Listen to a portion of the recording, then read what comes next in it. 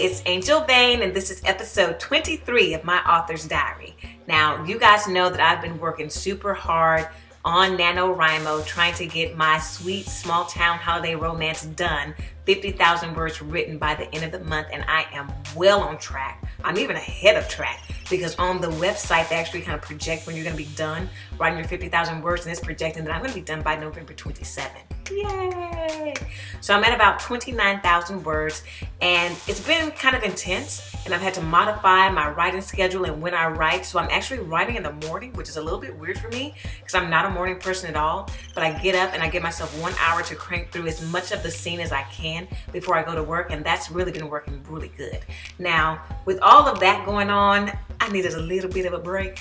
So I actually went to Santa's Wonderland in College Station, and it was amazing. There was all these different light shows, Christmas themed scenes, full of lights, just completely made of Christmas lights, and it was beautiful, so beautiful. And there were some that were of course Texas themed, which is super cute, and I'll show you some of the videos right now.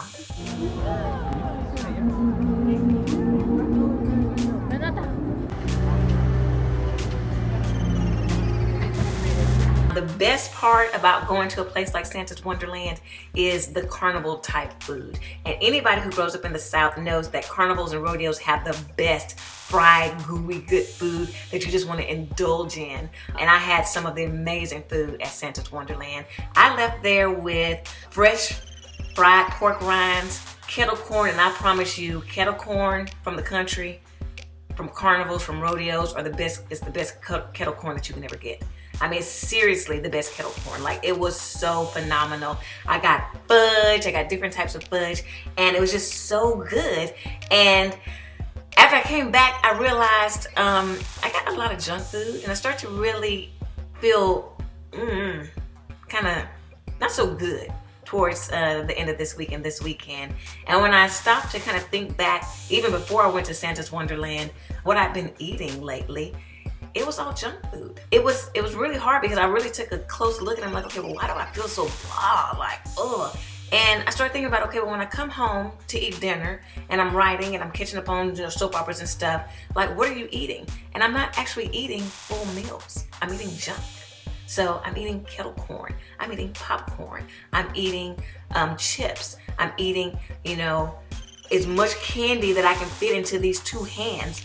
And I'm really not even eating like proper meals. So no wonder I was feeling like, ugh. And it just dawned on me that, like, I am the unhealthy writer and I need to do something about this. So I'm trying to start this whole detox. And at first I thought about, okay, I'm just gonna fast. And then I was like, but I like to eat and I'm hungry. And I said, okay, well, maybe just do a liquids fast. So you can kind of like get all of that out of your system, kind of reset, just go on liquids only. So I tried to do that. Yeah, it didn't really work. I did okay in the morning, and then by lunchtime I had forgotten because I got busy after a meeting. And then next thing you know, I was eating hard, solid foods, and I was like, oops, I wasn't supposed to eat this. So now I said, okay, well, I don't want to do anything that's too extreme, but I do need to get a handle on how I'm eating, what I'm eating, so that I actually have the right type of energy to sustain myself as I'm doing my different writing sprints and things, and also just for life, right? What I'm really gonna try to do now is make sure that I'm eating a full meal, like a real meal with real food. And what do I mean by real food? I mean, like, so, you know, you think of, okay, have some grains, have some vegetables, have some fruit, have some protein, making sure that I have all of that in the meals that I eat, or at least components of those in the meals that I eat, and that I'm not just eating, you know, 300 cheese balls for dinner with a San Pellegrino. You know, so I mean, and that's literally what I've been doing. And it's like, that is ridiculous. I need to actually eat food that gives my body some nourishment. And it's funny how, you know, when you get caught up and you're focused on different goals and different things that are going on in your life, how you can let other things that are really critically important to your well-being slip. And that's what I was doing. I was letting my own health and my own well-being slip because I was so focused on other things that were going on. And it's time for me to get back into alignment and make sure that I'm putting good stuff into my body so that I can get good stuff out of my body. So all of that's to say, keep up with what you're doing. It's good to have goals. It's good to strive for things, but don't let your health suffer. Don't let your eating suffer, because in the end, you're not bringing your best to that goal that you're trying to achieve, because you don't have the right energy and you don't have the right fuel in your body to actually help you get there.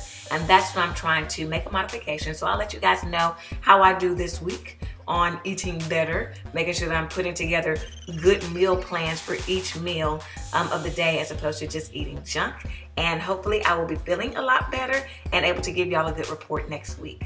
If you want to keep up with me and all the ups and downs that I go through as I try to write and publish new books, click the subscribe button, then click that little bell so that you won't miss when I'm doing a video, and I will see you next time.